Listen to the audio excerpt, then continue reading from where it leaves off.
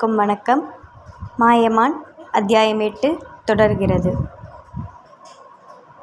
Sure dot, அவனும் கண்கள் பளபளக்க கூறினான். அப்போது செந்தில் தனது கையில் இருந்த வரைபடத்தை மகனிடம் நீட்டினார். என் வாழ்க்கையின் இருண்ட பக்கத்தை நான் சொல்லிவிட்டேன். அதை வெளிச்சமாக்குவது உன் கையில் தான் இருக்குது. அதுக்கு காரணமானது இந்த பகுதியில் தான் இருக்கணும். இதை விட்டு போயிருக்க வாய்ப்பில்லை. ஒருவேளை வெளியில் போயிருந்தா? ராகேஷ் சந்தேகமாக கேட்டான். வேற எங்கும் போக வாய்ப்பில்லை என்று உறுதியாக மறுத்தார் செந்தில். ஓகே டாட், நீங்கள் விட்டதை நான் பிடிச்சிட்டு வர்றேன். என்னை வாழ்த்தி அனுப்புங்க. ராகேஷ் அட்டகாசமாக புன்னகைத்தான். ஜெயம் உண்டாகட்டும் என்ற செந்திலின் முகத்தில் பெருமிதம் துளித்தது. அடுத்த 3 நாட்களில் ராகேஷ் மலையூர் வந்து சேர்ந்தான். அவனுக்கு வழிகாட்டுறதுக்கு ஒருவன் உடன் வந்திருந்தான். ஏன்னா ராகேஷ் இங்கு ஆராய்ச்சி செய்வதற்காக அரசாங்கத்திடம் முறைப்படி அனுமதி பெற்று வந்திருந்தான். அதனால் அவன் நேரே அந்த வனத்தின் அதிகாரியான செல்வாவிடம் அழைத்து வரப்பட்டான். செல்வா ராகேஷின் அனுமதி கடிதத்தை பார்த்துட்டு அவனை உள்ளே அழைக்க செல்வாவை கண்ட ராகேஷ் அதிர்ந்து போனான். வாங்க மிஸ்டர் ராகேஷ்.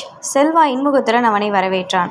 அதில் சுதாரித்து கொண்ட ராகேஷ், ஹாய் செல்வா என்க அவனை அமர சொல்ல செல்வா அவனை பற்றி விசாரிக்கலானான். ராகேஷ் பட்டும் படாமல் தன்னை பற்றி சொன்னான். அப்படியே அவனை பற்றி முழுவதும் சொன்னாலும் கூட செல்வாக்கு அவன் யாருன்னு தெரிஞ்சிருக்க வாய்ப்பில்லை.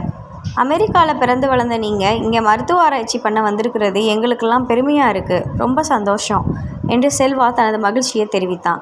இல்லை செல்லா, இவன் மருத்துவ ஆராய்ச்சி பண்ண வரல, நம்ம நாட்டு பொக்கிஷத்தை திருடிட்டு போக வந்திருக்கான் என்று செல்லி அருவம் கூக்குரலிட்டாள்.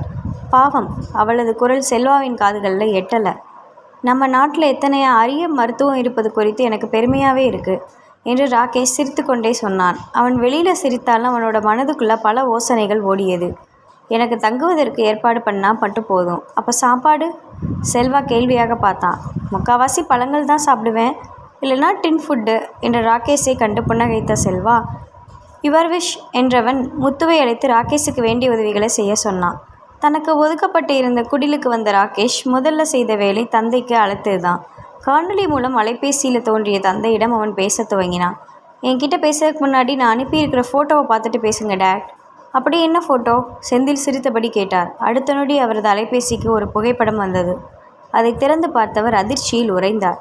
டாட், ராகேஷ் உறக்க அழைக்கவும் செந்தில் அதிர்ச்சியில் இருந்து மீண்டு, இது எப்படி சாத்தியம் என்று கேட்க, ஹஹா என்கிட்ட கேட்டா இதுக்கு நீங்கள் தான் பதில் சொல்லணும் என்று ராகேஷின் குரலில் கிண்டல் வழிந்தது. நீ அங்கே இருக்க வேண்டாம் ராகேஷ், முதல்ல கிளம்பி இங்கே வா. டேட், நீங்கள் சொல்கிறது சின்னப்பழத்தனமாக இல்லை? இதுக்கெல்லாம் ஓடி ஒளிந்து கொள்ள முடியும்? வழியில் அவனை பற்றிலாம் விசாரிச்சுட்டு தான் வந்தேன். அவனோட அப்பா பேர் திருவேங்கடம், அம்மா பேர் சுபத்ரா. இப்போ அவனு உலகம் வேறு, அவனது நினைவும் வேறு. அதனால் அவனை பற்றி நீங்கள் கவலைப்பட தேவையில்லை.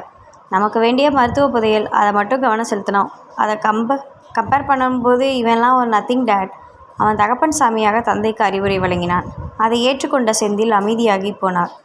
சீக்கிரம் வேலையை முடிச்சு கொண்டு வா. யாரிடமும் நீ யார் என்கிற அடையாளத்தை காட்ட வேண்டாம். ஓகே டாட், பாய் என்று ராகேஷ் அழைப்பை துண்டித்தான். அனைத்தையும் கேட்ட செல்லி ஒரு முடிவுக்கு வந்தாள். அது செந்திலை இங்கு வரவழைக்க திட்டம்.